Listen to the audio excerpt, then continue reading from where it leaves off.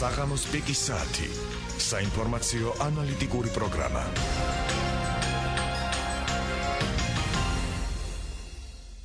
მოგესალმებით, კონსუმენტ პიკის საათს სტუდიაში ამ დავით პაიჭაძე, ჩვენი დღევანდელი სტუმარი გახლავთ გია თურთლაძე.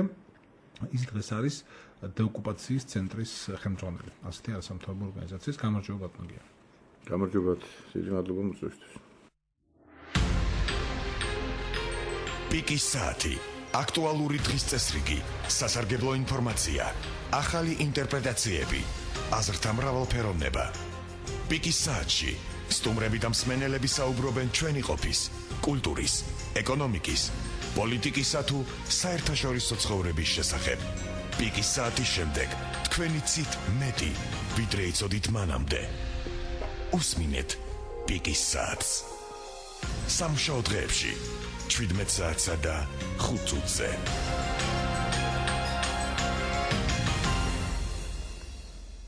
დავიწყოთ პიკის საათით, ჩვენს ნომრებს გეტყვით 240-919 240-922. ჩვენი სტუმარია გია თურთლაძე, ის გახსოვთ, იყო პარლამენტის წევრი 2008-2012 წლების მოწვევის პარლამენტისა, ხოლო შემდეგ ეს ბევრ ქვეყანაში ასეა, როდესაც პარლამენტის წევრები არჩევნების შემდეგ აღარ არიან ხოლმე პარლამენტის წევრები და ბატონო მე მგონი არც აპირებდა ყოფილი იყო. არ ყოფილი არჩევნებში მონაწილეობა არ მემიღიას, რომ ისინი სხვადასხვა საქმიანობას ირჩევენ ხოლმე.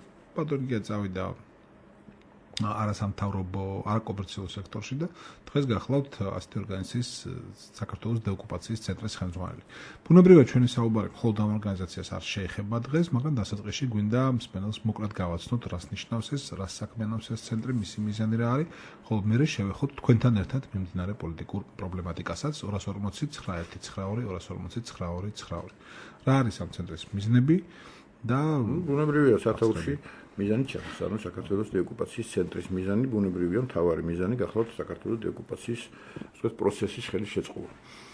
რაც შეეხება ზოგადად, ასე ვთქვათ, ეს ერთი ფორმულირება, ასეთ შეიძლება გაკეთდეს, მაგრამ რა შეეხება კონკრეტულ მუშაობას, მაგრამ ბევრი მიმართულებებია, რომელსაც ჩვენი აზრით ჭირდება, ასე ვთქვათ, ყურადღების მიდევნება და როდესაც მე გახდით პარლამენტარი და დეპუტატი 8 წლის განმავლობაში, ამ პერიოდში სხვათა შორის ძალიან ბევრ საკითხებთან დაკავშირებით მიხდებოდა მუშაობა და ასევე სხვა დეპუტატებსაც უხდებოდათ, ასე ვთქვათ, უამრავ საკითხზე მუშაობა და რატომღაც დეოკუპაციაზე, ან საერთოდ ამ თემაზე ეს იყო ერთ-ერთი თემა. ეხლა მე მინდა რომ ეს იყოს ჩემთვის ერთადერთი თემა, მხოლოდ ერთადერთი თემა ბუნებრივია ვერ იქნება, იმიტომ რომ დეოკუპაციასთან და ზოგადად ამ პროცესთან მიბმულია სხვა პოლიტიკური პროცესებიც, რომელიც ასე ვთქვათ, მიმდინარეობს ქვეყანაში, მაგრამ ძირითადი თემა მაინც ეს გახლავთ.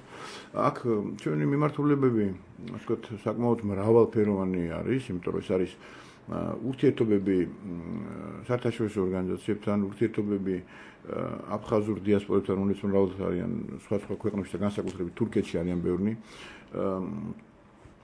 საზოგადოების მაქსიმალურად ინფორმირებულობა, ჩვენ გამოვეცით ბუკლეტი, სადაც 2008 წლის, ასე ვთქვათ, ომის მიმდინარეობის სრული, ასე ვთქვათ, ქრონომეტრაჟი აღდგენილი და ასე ვთქვათ, იქ შეგიძლიათ ნახოთ და მათ შორის იქ, ასე ვთქვათ, სხვა მოვლენებიც დაკავშირებული სწორედ ამ 2008 წლის ომთან. როგორ ვითარდებოდა პროცესები.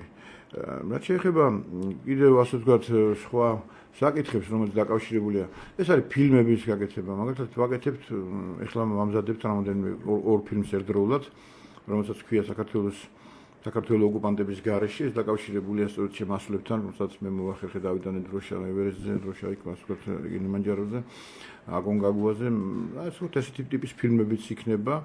და გარდა ამისა, რა თქმა უნდა, ჩემის მარწმენით ყველაზე მთავარი არის საზოგადოების მაქსიმალურად შიგნით, ჯერ ქვეყნის შიგნით პროცესებზე ვლაპარაკობ, მაქსიმალურად ინფორმირებულობა, რა პროცესები ვითარდებოდა, სწორედ ოკუპაციის პერიოდში და მე ვთვლი, რომ ოკუპაცია არ დაწყებულა 2008-ში უბრალოდ დაერქვა ამას თავის სახელით, ოკუპაცია დაიწყო ბევრად უფრო ადრე. და ოკუპირებული იყო ეს ტერიტორიები, ჩვენი ტერიტორიები 93 წლიდან მოყოლებული. ამიტომ საერთაშორისო ორგანიზაციებთან ძალზე მჭიდრო ურთიერთობა მდგომარეობის, მაგალითად ევროკავშირთან, ევროსაბჭოსთან, ევროპარლამენტთან, ანუ ევროპულ სტრუქტურებთან, არაევროპულ სტრუქტურებთანაც, მაგალითად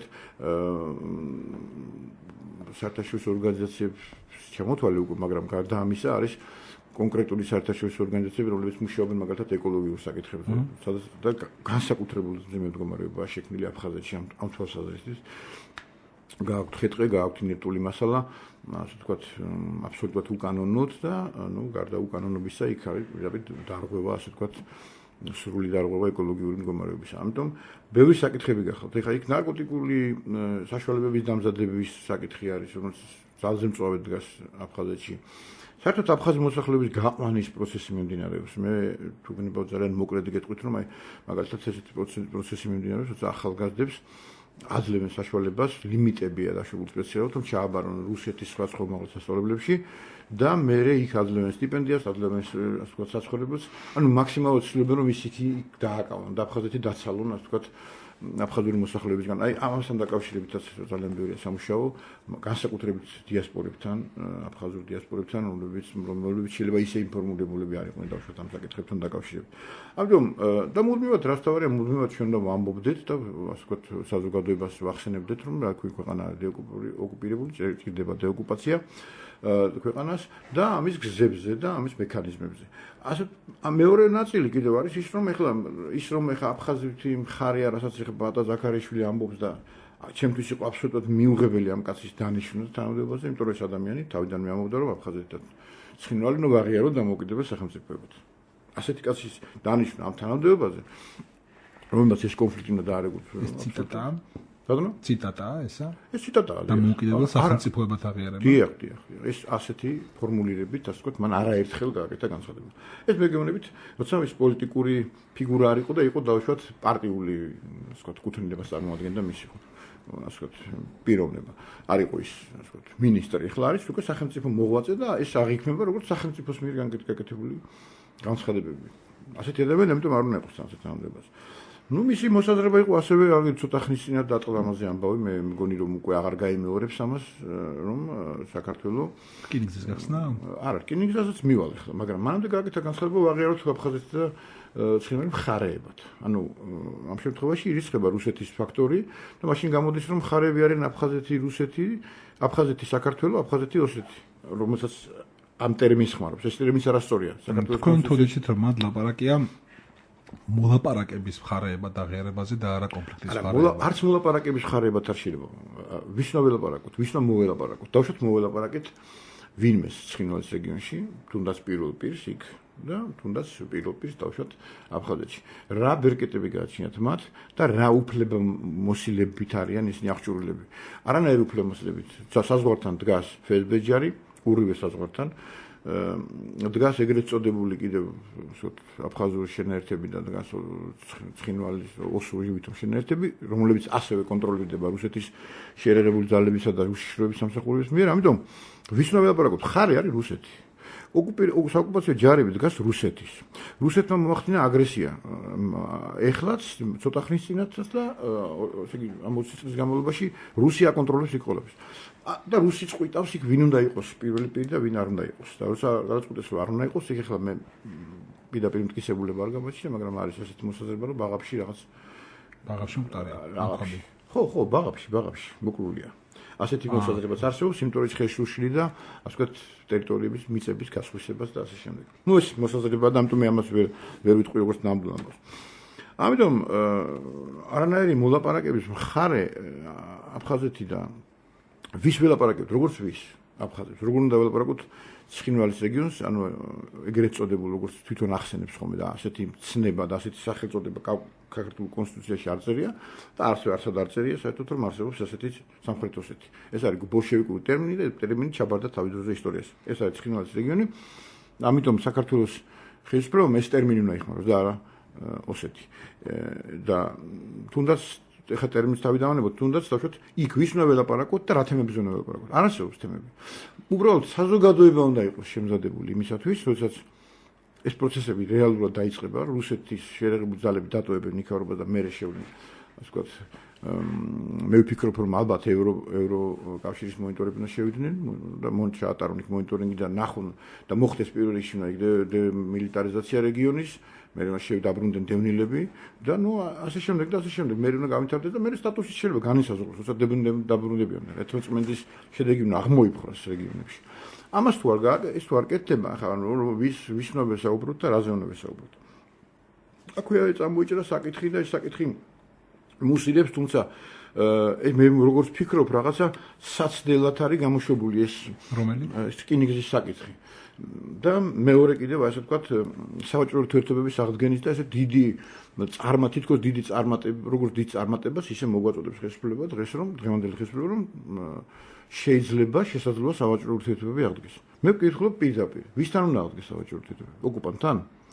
ამას ქვია კოლაბორაციონიზმი. კოლაბორაციონიზმი ნიშნავს ოკუპანტთან თანამშრომლობას. სავაჭრო ურთიერთობები მაინც არის, ისინი რუსული საქონელი თუნდაც ტრანზიტული გზით. ხო, მაგრამ ეს არ არის პირდაპირ, არა, ეს სახელმწიფოს ამ შემთხვევაში არ აკნინებს სახელმწიფოს როლს და სახელმწიფოს მდგომარეობას. როდესაც კონკრეტული ადამიანები, კერძო პირები შემოაქვთ რუსული პროდუქცია მესამე ქვეყნიდან, ეს არაფერს არ ნიშნავს.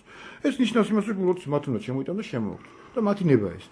მაგრამ როდესაც იხსნება ოფიციალურად რკინიგზა და როდესაც ჩვენ ვამბობთ, რომ ჩვენ ოფიციალურად გავხსნით საზღვარს და ოფიციალურად ქართული პროდუქცია შევა რუსეთის ბაზარზე, ან იქიდან კიდე ოფიციალურად შემოაღიათ ქართულ ბაზარზე, ეს ნიშნავს იმას, რომ ჩვენ ფეხქვეშ ვთვალავთ ერთ იმ კანონს, რომელიც არის მიღებული, ეს არის კანონი ოკუპაციის შესახებ, რომელიც გზალავს ასეთ და ჩვენ პირიქით სხვა ქვეყნებს მოუწოდებით, რომ არ ქონდეთ ეკონომიკური ურთიერთობა ოკუპირებულ ქვეყნებთან. ამ შემთხვევაში ჩვენ რას ვამბობთ, რომ ესე კი არა ვართ ჩვენ ოკუპირებული. ესე იგი ჩვენ იმიტომ, რომ გავყიდოთ ჩვენი პროდუქცია სადმე და რამოდენიმე ათეულმა ადამიანმა, ასე ვთქვათ, ნახოს მოგება, ამისთვის ჩვენ დავთმოთ აფხაზეთი და ცხინვალის რეგიონი. ანუ ეს დათმობას ნიშნავს, იმიტომ რომ ეს არის უკან გადადგმული ნაბიჯი. პირდაპირ შემიძლია გითხრათ, ეს არის უკან გადადგმული ნაბიჯი და ეს არის აღიარება იმისა, რომ ჩვენ ამ ქვეყანასთან არ აქვს პრობლემა. და არანაირი აბა მაშინ რატომ არსებობს ოკუპაციის შესახებ კანონი? რა იკითხავ ეს კანონი დღევანდელ ხელისუფლებაში, როცა ამობენ რომ გადაიხედოს ნიშნავს იმას, რომ სწორედ ეს საკითხები უნდა როგორც ჩანს ეს მომენტი უნდა ამოიღონ იქიდან, რომ თავისუფლად იყოს ვაჭრობა რუსეთთან. მე ვერ წარმომიდგენია, სანამ არ მოხდება ქვეყნის დეოკუპაცია, სანამ რუსეთში შეერაღებული ძალები აქ დგანან და აგერ არიან 40 კილომეტრში აფხაზეთის ტერიტორიაზე დგანან, სანამ ჩვენი მოსახლეობა, დევნილი მოსახლეობა, რომელიც ყველაზე ცუდ მდგომარეობაშია დღეს ამ ქვეყანაში, ყველაზე გაჭირებული არის დევნილი მოსახლეობა. იმიტომ რომ გარდა იმისა, რომ საერთოდ ზოგადად ჭირს სამუშაო ადგილები, ჭირს ჯანდაცვის, ასე ვთქვათ, პრობლემის მოგვარება. ყველაფერი ჭირს ამ ქვეყანაში დღეს. ვართ ასეთ მდგომარეობაში სამწუხაროდ. გარდა ამისა, ამ ადამიანებმა დაკარგეს თავისი საცხოვრისი, ისინი აღარ ცხოვრობენ იმ თავის სახლებში, აღარ ცხოვრობენ თავის ტერიტორიაზე, თავის ისტორიულ ადგილას და არიან დევნილობაში. და ამ ადამიანებს ჩვენ დღეს ვთავაზობთ იმას, რომ მოდით იცით რა, თქვენ დაბრუნებაზე კი არ ვიმსჯვრნებთ პირველ რიგში რკინიგზას გავატარებთ. და ვისი ინტერესი დებს აქ? აქტებს რუსეთის ინტერესი. შემიძლია გავიხსენო აზერბაიჯანში ცალკეული საექსპერტო წრეების ერთ-ერთი პოლიტიკოსის მტკივნეული რეაქცია მაგ წინააღმდეგობაზე. ამაზე არ ფიქრობთ როგორც ჩანს არავინ. ეს ინიციატივა აღდგენილი იყო სარკინიგზო მიმოსვლა საქართველოს გავლით და არა მხოლოდ საქართველოში, უკავშირდებოდა ტვირთების გადატანას სომხეთში და ტვირთებისა მიმართულს, შეიძლება სომხეთისთვის, მაგრამ გარკვეულწილად ან დიდწილად იქ განლაგებული შეერაღებული ძალები. უფრო მეც გეტყვით ბატონ დავით. კიდე დავამატოთ. რაზედაც მტკივნეული რეაქცია მისცა აზერბაიჯანმა. კიდე უფრო მეც გეტყვით. რუსეთისთვის არა მხოლოდ სომხეთია დღეს აქტუალური, არამედ ირანი. და მე გეტყვით რომ ეს ამ სარკინიგზო მაგისტრალზე, ასე ვთქვათ, შეიძლება სწორედ ის ტვირთები იქნას გატარებული, რომელიც ტვირთების შემდგომ მერე სომხეთის გავლით შევა ირანში. ეს ვარაუდებია და ამ ვარაუდებს გამოსწორებენ ექსპერტები. ბატონო, სამხედრო ტვირთი უწინარესად. შეიძლება სამხედრო ტვირთის.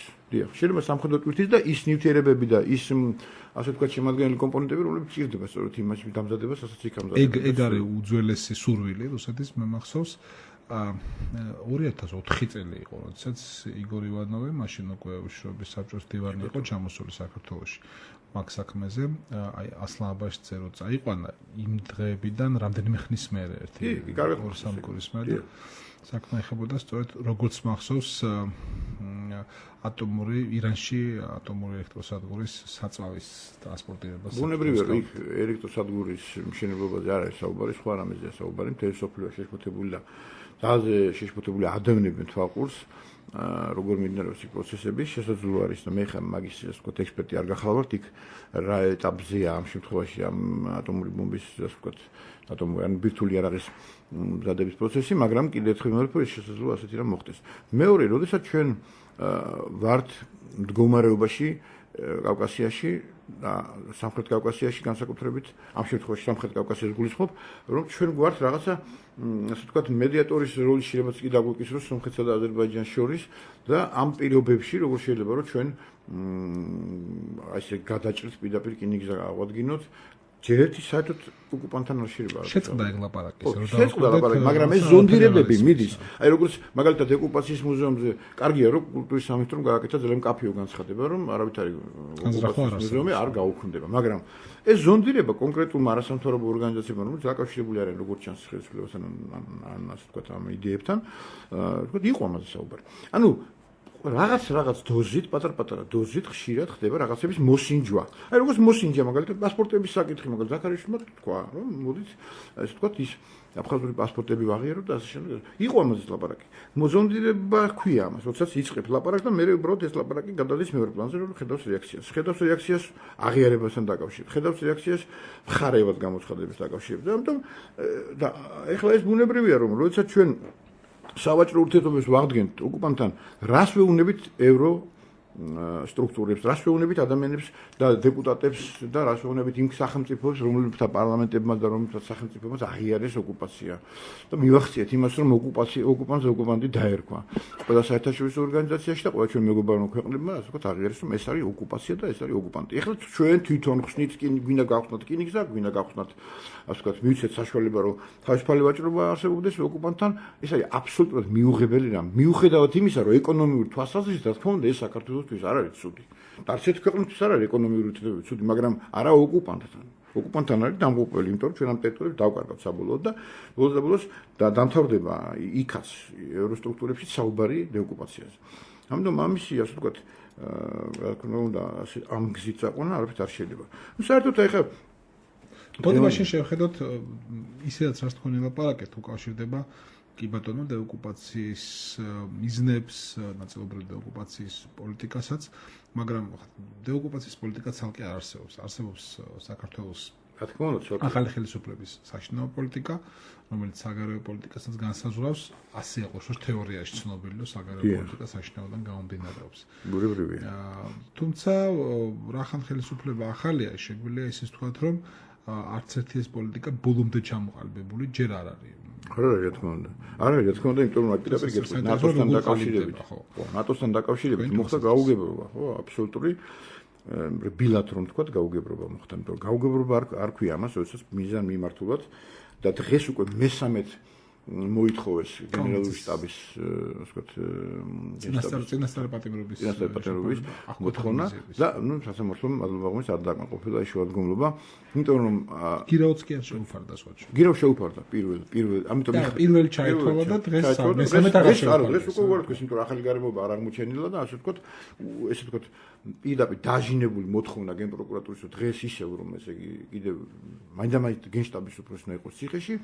ეს რაზე მეტყველებს? ეს მეტყველებს იმაზე, რომ არ ვიცი ნებით თუ უნებლიეთ ეს ხელისუფლება სწორედ იმ თამაშს თამაშობს, რომელსაც მუდმივად გთხოვდა რუსეთი, ჩვენ თქვა უარი ნატოზე. ანუ ნატოში ახლა 28 ელჩი ჩამოდიოდა საქართველოში. არ ჩამოვიდნენ. მანამ შეშფოთებულები არიან.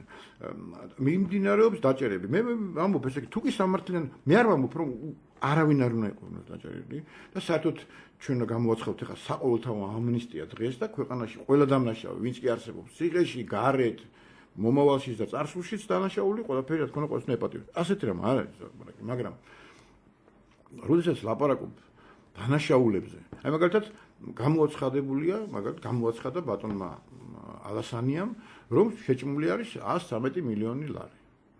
ამ დაწესებულებაში, რომელიც მინისტრიც თვითონ გახდა თავდაცვის უწყებაში. და არ არის სიხესამართლე საქმე აღძრული. და სიხესამართლე საქმე აღძრული არის აბსოლუტურად გაუგებარ ქმედებებზე. მაგალითად, რაღაცა იქ ვიღაცას ჩაუკაყუნა თავში თუ რაღაც საქმე.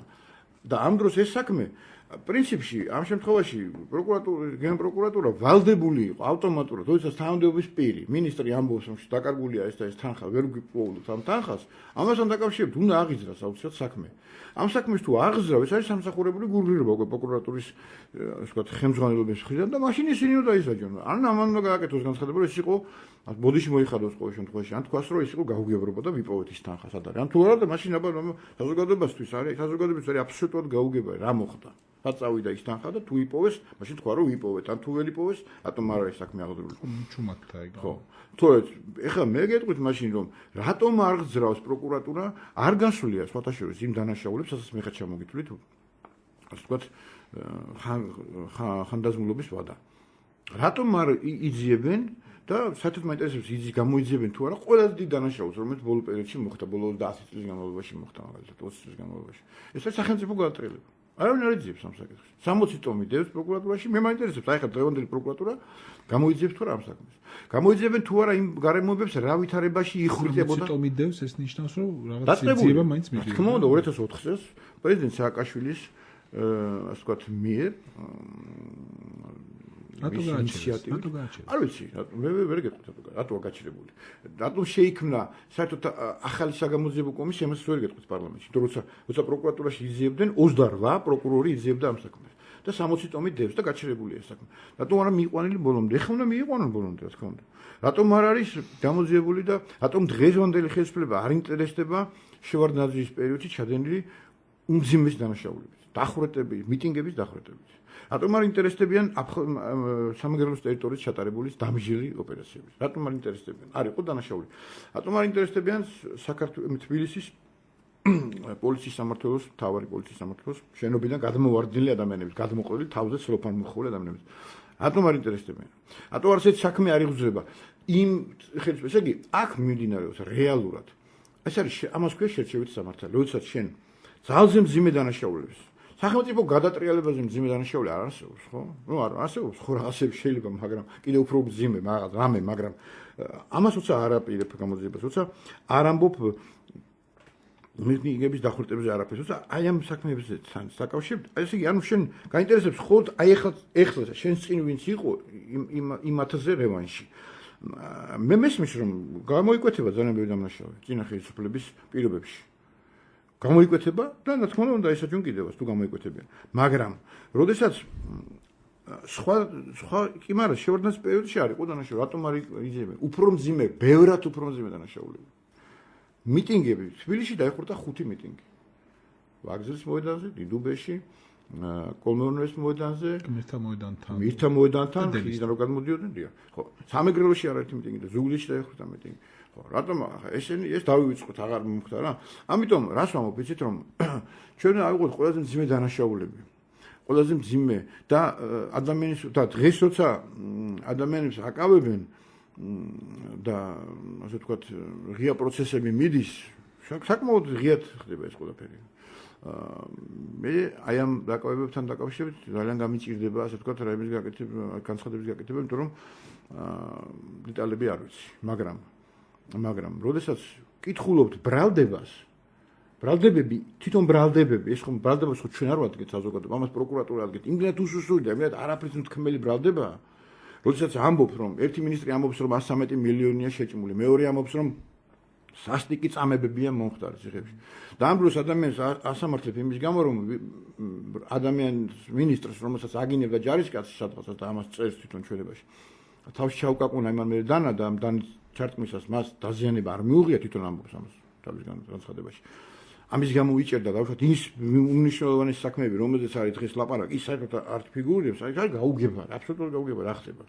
ანუ ნუ აკეთებენ მაშინ ესეთ განცხადებას და ნუ ზაფრავენ ადამიანებს, რომ აქ თურმე შეჭმულია ამდენი მილიონი. და საერთოდ რაღაცა ისეთ რა სინდრომს ხედავ, კიდე განსაკუთრებით, ეხლა ეს შეიძლება ამ დაჭერებს არ ეხება, მაგრამ ნაწილობრივ შეიძლება შეეხოს უკვე დღევანდელ სიტუაციიდან გამომდინარე, დღევანდელ დაჭერას, მაგრამ უკვე გემოვნებაზე დავაც მიდის. და შესაძლოა საქმე ჩარჩოებში ექცევა გემოვნებაზე დავა, რატომ მიშენდებოდა რიყეზე რაღაც შენობა, ეს მოწონს თუ არა დღევანდელ ხელისუფლებას ეს. იქნება ჩვენ მივყვეთ ესე თანთან საერთოდ არაფერი არ მოგვეწონოს და როცა არ მოგწონს რაღაცები, არქიტექტორების დავიჭიროთ, მისიდან პროექტლების, ეს ჩინურ სცენარამდე მიგვიყვანს. როდესაც ჩინეთში, ან დიდოსტატის მარჯვენამდე მიგვიყვანს. შეიძლება ხელის მოკვეთონეთ ჩვენ დღეს ვიღაცა, თუმცა სამეგრელოში ეს ფაქტი მოხდა. იცით ალბათ არა? როდესაც შენაერთები, მაშინ შევარდნაძის პერიოდში შენაერთები, სახელმწიფო შენაერთები შევიდნენ, ერთ-ერთ გამგეობის შენობაში ნახეს დახატული გამსახურდიას პორტრეტი, დახატული, ფერწერული პორტრეტი და ბიჭის გვარი თუ არცები ჟვანი არის, იმ ხატურის ხელი მოჭრეს. ეს შემიძლია მე დოკუმენტულად, ასე ვთქვათ, ეს ადამიანი ცოცხალია, მე მგონი დღესაც ეს ნამდვილი ამბავი, ხელი ტევარი მოჭრეს. ხო, ეს მოხდა ეს. ამას არავინ არ ეძიებს დღეს. ხო და ის კვირაემურის 9 კაცი დახვრიტა, იქ 6 კაცი დახვრიტა და შევარდნაძე თავზე ედგა და უყურებდა ამ უბედურებას, როდესაც ადამიანები იწვენდა ხა დააბრალ თქვენს რომ რაღაც დააბრალის თუ არ დააბრალეს ეს სხვა არის. არსებობდა სასამართლო და ქვეყანაში ცხოვრობ. მე მგონი და ალბათ ველური ტომის ბელადი არ იყო შევარდნაძე, რომ იქვე ადგილზე ვიღაცა გაინადგურებინა. ესეთ დანაშაულები და უამრავი ასეთ დანაშაულები, უამრავი. ხო, მათ არც გამოცხადებიათ, რომ ამას გამოიძიებდნენ, მათი ძალიან ცუდია მიზნე იყო ხელისუფლება, რომელიც ხო, ესე იგი რა არჩევნებში. ჩვენ რა მდგომარეობას ვღებულობთ? იმიტომ ისინი ხელისუფლება მოდის, რო დავაკორდეთ ქართული ოცნების განცხადებებს, ისინი არ მიდიან 2004 წლის იქით უკან. ხო. არ მიდი გასაგებია თუმცა არ მიდიან. მანამდელ დანაშაულზე ისინი არ ლაპარაკობენ. არ ლაპარაკობენ და მარტივი მიზეზის გამო. შევარდნაძე ხა ფიზიკური შესაძლებლობა ჰქონდეს, შევარდნაძეს მოიყვანდნენ უკან და დასვავდნენ მინიმუმ პარლამენტში, მაგრამ უბრალოდ ფიზიკური შესაძლებლობა არ აქვს ამის საშუალება. ეხლა რაც შეეხება პირდაპირ ზეწოლებს, აი ზეწოლები რაც ჩანს პირდაპირ, ეს არის ზეწოლა რა. და პირდაპირ პოლიტიკური ნიშნით ხდება ეს და რა არის? ეხლა რას ვხედავ მე ამაში? მე შორს ვარ ცოტა იმ აზრის გავსა ხელისუფლების წარმომადგენლები, ანუ უმცირესობის ამ შემთხვევაში პარლამენტის უმცირესობას გვიცხობ, ყველაფერზე შეიძლება თქვან რომ ეს არის პოლიტიკური, მაგრამ მე გეტყვით პირდაპირ რას ნიშნავს.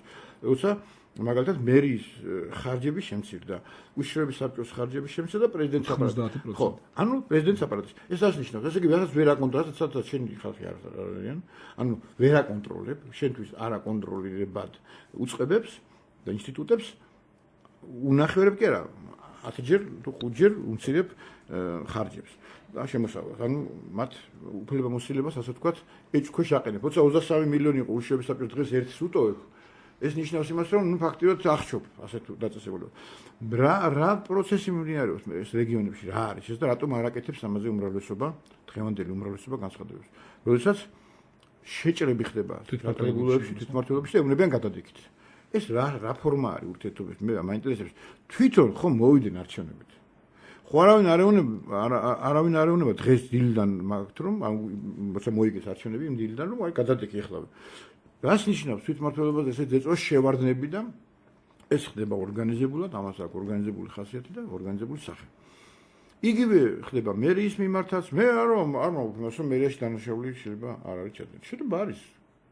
მაგრამ მოდით კონკრეტულ საკითხებზე ვისაუბროთ. ახლა როდესაც საუბარია იმაზე, რომ პრეზიდენტის აპარატს ჩამოეჭრას, ანუ პრეზიდენტის ადმინისტრაციას 1/5 მისცენ იმის რაც ჰქონდა.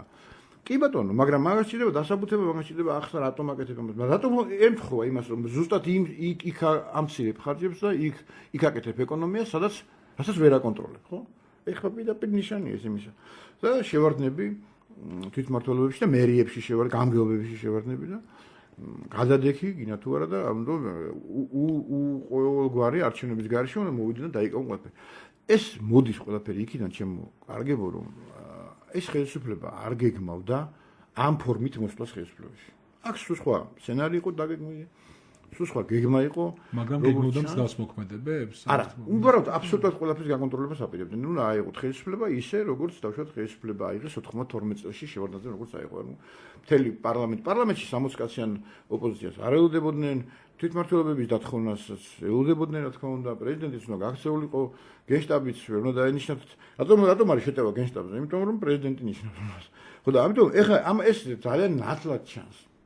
და ეს არაზარალებს მხოლოდ მაგ პარტიას, რომ ეს პარტიაც არ არის, ეგ არის. იქნება ეს კეთდებოდეს, მე მოდი მე ჩემი მოსაზრება, არაერთხელ მეთქვია, რომ ეს არის რუსეთიდან მართული ძალა და ამაზე ვამბობ ღიად. ამ სტუდიაში მათ შორის. მაგრამ თქვენ მოსაზრებად მე მოსაზრებას შევაგებებდი ერთ შეკითხვას. შესაძლოა მათ ჰქონდეთ მოლოდინი, აი თქვენ ლაპარაკობთ რევანშზე, მაგრამ მათ ჰქონდეთ პირიქითი რევანშის მოლოდინი, ნაციონალური მოძრაობისგან ჰქონდათ ამის მოლოდინი და სწორედ ამაც მოძრაობის რევანშის პრევენციას სახდენენ ამით. ხო, ნაციონალური მოძრაობიდან თუ რევანშს ეუდებიან, მაშინ რევანშს დაუდებოდნენ პირველივე დღეებში. როდესაც შეეძლო მათ ან გაეყალბებინათ ძალიან მაგრად ეს არჩევნები, ან საგანგებო მდგომარეობა გამოეცხადებინათ, ან რაღაცას სხვა მინისტრთა კაბინეტი დაესვა. ან სხვა მინისტრთა კაბინეტი, ან პარლამენტი დაეთხოვოთ, ასე შემდეგ. ბევრი საშუალებები იყო ამისა. ახლა ის რომ მოსპონ საერთოდ რომელიმე პოლიტიკური ძალა და მომავალი არჩევნებზე იფიქრონ რომ საერთოდ ესეთი ძალა აღარ არსებობდეს ქვეყანაში და ჩინურ ვარიანტზე წავიდნენ, ასე ვთქვათ, ჩინურ მექანიზმზე, სადაც ოპოზიცია არ არის და პარტიაში წყდება. არა, ოპოზიცია კი არა, საერთოდ არ არსებობს სხვა პარტია, ეს პარტიულია, ხო, ჩინეთი. თუ ასეთ მექანიზმს გვთავაზობენ, პარტიაშია თვითონ ჯგუფები და ხო, პარტიაში ჯგუფებია, მაგრამ ეს ჯგუფები შიგნით ლაპარაკობენ და საბოლოო ჯამში რას ლაპარაკობენ, გარეთ არის მის და რამე არის ის. თუმცა ჩინელებს კარგი რამე აქვს მოფიქრებული ეკონომიური თავისუფლება ქვეყანაში და აქედან გამომდინარე ხალხი კმაყოფილია, ეკონომიკა მიფრინავს, მართლა მიფრინავს ზევით. სხვა ქვეყნებთან შედარებით, კრიზისის დროსაც კი მაინც პლუსი პლუსში იყვნენ გასულებით და მინუსი. აქედან გამომდინარე რაღაც გზა მონახეს, ასე ვთქვათ, რომ ეს ერთპარტიულობა რამდენად შეინარჩუნებს. აქ რა გზას გვთავაზობენ, მე არ მესმის აბსოლუტურად, ოკუპანტთან თანამშრომლობას გვთავაზობენ ჯერჯერობით, ასე ჩვენ გვესმის, გვთავაზობენ იმას, რომ ასე ვთქვათ, აბსოლუტური ანგარიშწორება იყოს იმ ძალის მიმართ, გამოყენებული აბსოლუტურად არა. ეხლა რა გამოდის, რომ ესე იგი თუ მაშინ გავითვალისწინებთ იმას, რომ ერთი ხელისუფლების წასვლის შემთხვევაში მეორე ხელისუფლებას შეუძლია, ასე ვთქვათ, ნებისმიერ ჩინონის, აი მომეცით ნების დამისახელით ნებისმიერ ჩინონი კი მეგეთყვით რა გადაცდენა შეიძლება ქონდეს მას. და უმარტივესად შეიძლება დაარქვა ამას თანამდებობრივი უფლებამოსილების გამოყენება, ან გადამეტება, ან გადაცდენა რაღაცა და დავაპატრებოთ ნებისმიერ. და რატომ არ ფიქრობენ იმას, რომ ხვალ და ზეგ ეგ ხელისუფლება წავა, თვითონ წავლენ, როცა იქნება. როცა იქნება წავლენ, ამდენ ხანს არ უნდა იყვნენ ამ ხელისუფლებაში, მაინც წავლენ ბოლოში, ხო? ამიტომ ნებით უმეტეს იძახისო წელიწად ნახევარში წავალ. და რამდენი გადაცდენა უკვე მე შემიძლია, ეხლა ხო აქ არ არის ხა აქ მის ადგილზე მე ჩამოთვალო, თუმცა მე შემიძლია უკვე ჩამოთვალო 15-20 გადაცდენა სამსახურეობრივი და გადამეტება უფლებამოსილების. დღესვე შემიძლია ჩამოთვალო. მაშინ ეს სამი ჩამოთვალოთ მაშინ. ნუ ჩამოთვალოთ არის პროკურატურის მიერ განხორციელებული დაკავებები, უკანონო დაკავებები. უკანონო დაკავებები. რომელი ერთი? აი რომელი ერთი მაგალითად, როდესაც იბარებ გენშტაბის უფროს შუაღამისას და აკავებ ამის უფლება არ ქონათ მათ. ეს არ არის დაკავების ფორმა. როცა იბარებ და იჭერ ministris კაბინეტში, ეს არ არის. როცა ესწრება დაკავებას გენპროკურორი თვითონ. ბევრი რაღაცებია, როცა უფლებამოსილების გადამეტება არის. შემიძლია თქვა, ასე ვთქვათ, მარტივად. და თუ დაველოდებით კიდე და თვეები გავა და წელიწადნახევარის გავა და იმდენს დააგროვებენ ასეთ რამეს, რომ შეიძლება რომ ეს ხელისუფლებას მერე ციხეში აღმოჩნდეს. და ანუ ასე კი ამ ქვეყანაში არ უნდა დავამთავროთ მას ჩვენ ესე გამოდის, ასე ვთქვათ, დაკავებები. და პოლიტიკური ანგარიშწორებები. ამიტომ კიდე ერთხელ ვიმეორებ. მე მესმის რომ ეხლა მე უნდა ვიმუშაო და მუშაობ, ასე ვთქვათ, დეოკუპაციის პრობლემებზე, მაგრამ პირდაპირ კავშირშია ყველაფერი დეოკუპაციასთან. პირდაპირ კავშირში არის მაგალითად ევროკავშირში შესვლა. ევროკავშირი პირდაპირ კავშირშია ჩვენ დეოკუპაციასთან. ნატოს წევრობა პირდაპირ კავშირშია დეოკუპაციასთან. ამის ხელის შეშლა, რაც ახლა ხდება და ის რომ ჩამოდიოდა 28 ელჩი საქართველოში და არ ჩამოვიდნენ იმის გამო, რომ ზუსტად წინა დღეებში მოხდა ეს ამბავი. მე უბრალოდ იცით რა, მიკვირს საზოგადოების, ასე ვთქვათ, ინერტულობა. როცა ჩვენი მოლოდინია ნატო, ჩვენი მოლოდინია ევროკავშირი, როცა ამას ხედავ, რომ აი მიზან მიმართულად თუ არა, ყოველ შემთხვევაში მაშინ ძალიან სიბირიყვის გამოხდება ეს ამბავი. აბსოლუტურად პოლიტიკური საზოგადოება. საზოგადოება გამოთქვას პროტესტი ამ შესახებ. საზოგადოებამ, როდესაც გამოთქვა პროტესტი სხვა მიმართულებებით, ხო? პროტესტი არის თელასის წინ, პროტესტი არის ტყიბულის შახტებთან პროტესტია, ჭიათურაში პროტესტია, სხვა დაწესებული რკინიგზასთან. სოციალური ლოკალური და კონკრეტული შეწუხებული ადამიანები. კი, გასაგებია, მაგრამ ამიტომ ვამბობ. აქ კიდე რასაც თქვენ ვთქვით, აქ ჩვენ ინტერპრეტაციების სვაში ვიძირებთ. პოლიტიკური პრობლემის კულტურა. როდესაც ჩვენ გვინდა რომ სოციალური საკითხები იყოს მოგვარებული, პირდაპირ კავშირშია ნატოსთან ეს და ევროკავშირთან ურთიერთობაში. ურთიერთობა ეს პირდაპირ კავშირშია თმენთ. ჩვენ როდესაც გავხდებით ამ ორი ორგანიზაციის წევრები, ან ერთ-ერთის მაინც პირველ ეტაპზე. დიდწილად ეს პრობლემები მოგვარდება. დიდწილად. თუნდაც ის უსამართლობები, რომელიც საერთოდ სასამართლოსთან იყო დაკავშირებული, ან პროკურატურასთან იყო დაკავშირებული, ან სხვა უწყებებთან. ესეც მაქსიმალურად შემცირდება. მაქსიმალურად საბჭოთა ქვეყნები იყო, საბჭოთა რესპუბლიკები იყო, ბალტიისპირეთის რესპუბლიკები, ლიტვას, ლატვიას და ესტონეთის. იქაც დამიჯერეთ ხდებოდა იმ რაოდენობით დანაშაული თუ არა კომუნისტების პერიოდში, არანაკლები დანაშაულები, რაც სხვა რესპუბლიკებში. როგორც კი გახდნენ ისინი, გამოვიდნენ, გარდამავალი პერიოდი, შევიდნენ ახლა არიან ევროკავშირის წევრები და ნატოს წევრებიც, ფიზიკურად შეუძლებელია იქ იმის გაკეთება, რაც შეიძლება დავშვა დღეს ყაზახეთში მოხდეს, ან სხვა რომელიმე საბჭოთა ქვეყანაში. ეხლა კიდე ერთი ამ ყაზახეთზე გამახსენდა, კიდე ერთი რა გამოვიდა ბატონო, რომ ეს 9 წელი, რომლის მანძილზეც მოქალაქეებს ხელისუფლება არწმუნებდა, რომ ეს იყო მოდერნიზაციული პროექტი, ეს იყო დემოკრატიზაციის პროექტი, რომ ქართული ხალხის ნება და სწრაფვა დასავლეთისკენ ეს არის შეუქცევადი და ძალიან მყარი, ეგ ყველაფერი მტვერი აღმოჩნდა. არა, მტვერი არ აღმოჩნდა, გეტყვით რატომ?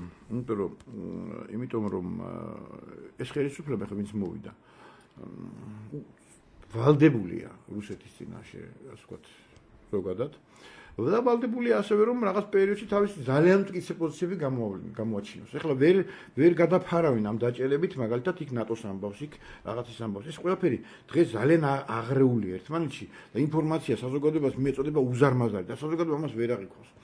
დამთავრდება რაღაც პერიოდში, ეს პერიოდის შემდგომ მე ვფიქრობ, რომ დამთავრდეს უკვე რაღაც ყოველ შემთხვევაში რაღაც დორენ მდგომარეობაში გადავალთ, ასე ვთქვათ, მაგრამ დასრულდება ბიუჯეტზე მუშაობაც და მე ბიუჯეტზე დღეს შეგნებულად არ ვსაუბრობ, იმიტომ რომ ბიუჯეტის საბოლოო ვარიანტი მაინც დამტკიცებული არ არის. დამტკიცდება საბოლოო ვარიანტი ბიუჯეტში. როცა იქ დამტკიცდება და მე მაინტერესებს ის დაპირებები მე უკვე რასაც ეს კონკრეტული პარტია თუ ასე ვთქვათ ალიანსი ამბობდა და ასე ვთქვათ პირდებოდა საზოგადოებას. სად არის მილიარდი ლარი სოფლის მეურნეობაში? მე ვიკითხავ, სად არის ჯანდაცვა თავის, ასე ვთქვათ, სად არის 130 ლარიანი პენსია და ასე შემდეგ, ასეთი კითხვები საზოგადოებას გაუჩნდებათ. ბევრ ადამიანს გაუჩნდება კითხვები. სად არის დაპირებული უფასო ოპერაციები გულსის გზარხთა, სიმსივნური დაავადებები და ასე შემდეგ. ბევრი რაღაცები ბევრი კითხვები გაჩნდება. ამიტომ ამ კითხვებთან დაკავშირებით, რა თქმა უნდა, მე უბრალოდ ერთ რამეს გეტყვით, ისიც რა არ ვერ დამისახელებთ თქვენ ხელისუფლებას, ვერ საქართველოში მოსულს და ვერ სხვა ქვეყანაში. მოსული ხელისუფლება პირველი 6 თვის განმავლობაში ყველა ვარიანტში გააჩნია ქვეყანა საქართველოში ეს ძალიან სწრაფად ხდება ხოლმე და უფრო დიდი პროცენტით ხდება ხოლმე, სხვა ქვეყნებში შეიძლება უფრო ნაკლები. მაგრამ აუცილებლად 10-15%-ის ასე ვთქვათ, მერყევით კარგავს რეიტინგს. აუცილებლად რაც არ უნდა გააკეთოს. როგორ კარგად არ უნდა მოიწოდოს, მოლოდინი ყოველთვის მეტია ხოლმე, ვიდრე რეალურად შეიძლება გააკეთდეს რაღაც.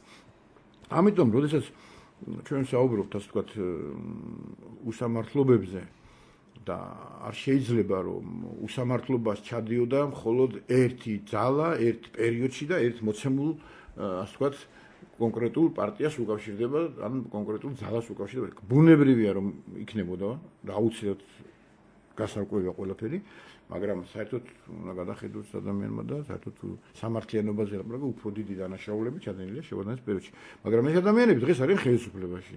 ამიტომ შევარდნაძის პერიოდზე ლაპარაკი მათ არ უნდათ. ხო და ამ ქვეყანაში სამართალი როგორ დადგება, მაინტერესებს, როცა ყოველა ხელისუფლება ებრძვის წინას, ან პოტენციურ მომავალ კონკურენტს.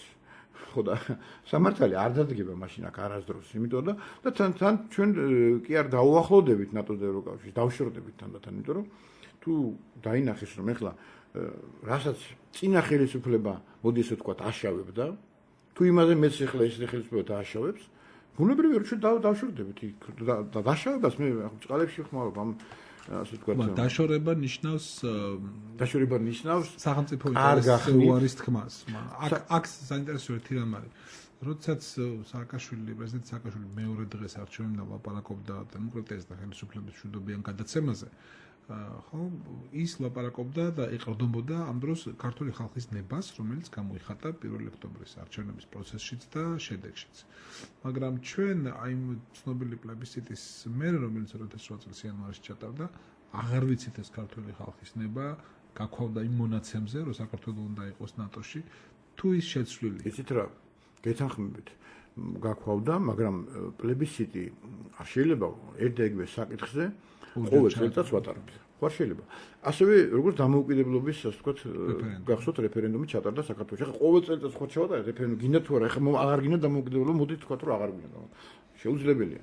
პლებისციტი ჩატარდა პლებისციტი აღარ ტარდება, მაგრამ სამაგეროთ მე მოგახმარებთ იდეას, ასე ვთქვათ, რომ მაგის გასამყარებლად. სამაგეროთ ტარდება კვლევები. სადაც წერია, გარკვევით კითხვა დასმული და ამ კვლევებს ატარებს სხვები, ხო. და იქ კითხვა დასმული ნატოსთან მიმართებაში დამოკიდებულება კვეთრად და კაფიოდ იკვეთება. აქ სხვა საკითხი არის. აქ არის საკითხი მოქალაქეები, ამ ქვეყნის ხალხი რამდენად იცნობიერებს თუ არა ამ ქვეყნის ინტერესს, თავის ინტერესად, იმ სიმძაფრით რომ დადგეს ამ ინტერესის დასაცავად, თუ კი შეატყობს, რომ რომელიმე ხელისუფლება, ვინც გინდა ის იყოს ხელისუფლებაში, სცილდება ამ ინტერესს და მის შესრულებას, მის დაკმაყოფილებას აღარ მიიჩნევს თავის პოლიტიკურ მიზნად. ძალიან სამწუხარო იქნება თუ ეს ესე არ იქნება და თუ ეს საზოგადოებრივი კონტროლი, თუ ეს სახალხო კონტროლი არ იქნება რომელიმე ხელისუფლებას. მე მაგალითის მოყვანა ძალიან გამიჭირდება დღეს. თუმცა გეტყვით, რომ თუ კი ჩვენ დღეს ეს ხელისუფლება ამ გზით წავა, რა ხიფათის ასე ვთქვათ შეინიშნება და რა მიმართულებაც ასე ვთქვათ მიუღებელია საზოგადოებისთვის, საბოლოო ჯამში საჭირო გახდება და თანდათანობით დაიწყება ისევ ეროვნულ გამართლების მოძრაობის. შეიძლება ეს ცოტა დროში გაიწყოს და ცოტა გვიან დაიწყოს, მაგრამ საჭირო გახდეს შეიძლება აი სწორედ ესეთი მოძრაობების შექმნა და კომუნისტების პერიოდში სწორედ ეროვნული მოძრაობები შეიქმნა რა, ამის საპირწონეთ და მე ეროვნულმა მოძრაობამ მიაღწია იმას, რომ საზოგადოების უდიდესი ნაწილმა მიცა მათქმა და მოვიდნენ ხელისუფლებაში. მე რა მოხდა, როგორ გამვითარდა და როგორ ჩაიკლა ეს ყველაფერი სხვა არის. რაკნა მე შევარდნაძემ და რაკნა რუსეთმა, მაგრამ ეს მოხდა. ასე რომ ნებისმიერ საზოგადოებაში, მით უმეტეს საზოგადოებასაც არსებობს ისტორიული გამოცდილება ეროვნული მოძრაობისა ამ ქვეყანაში, რა თქმა უნდა, ეს ფოკუსები, რასაც ეხლა ჩვენ ვხედავთ და მე ამას ფოკუსებს ვეძახი, იმიტომ რომ როდესაც სპეციალურად მიდის გენშტაბის, ასე ვთქვათ, დაპატიმრება გენშტაბის და მინისტრიის იმის ამ ყველაფერს ნატოს სამიტის წინ, ამ მინისტერიალის წინ, როდესაც აქ უნდა ჩამოსულიყვნენ ეს ელჩები და ეს ყველაფერი აღარ ხდება, იმიტომ რომ აქ მოცემულ მომენტში აი ესეთი ქმედებები იქნა ჩადენილი, ეს ნათელია ჩემთვის აბსოლუტურად. მე ამას ველოდი. მე თქვენს სტუდიაში მithქვამს ეს არაერთგზის, სატელევიზიო გადაცემებში მithქვავს და ბრიფინგების მომიწვევი ამ თემაზე დაკავშირებით და კიდე ბევრს მოვიწვა და ბევრს ვისაუბრებ ამ თემებზე.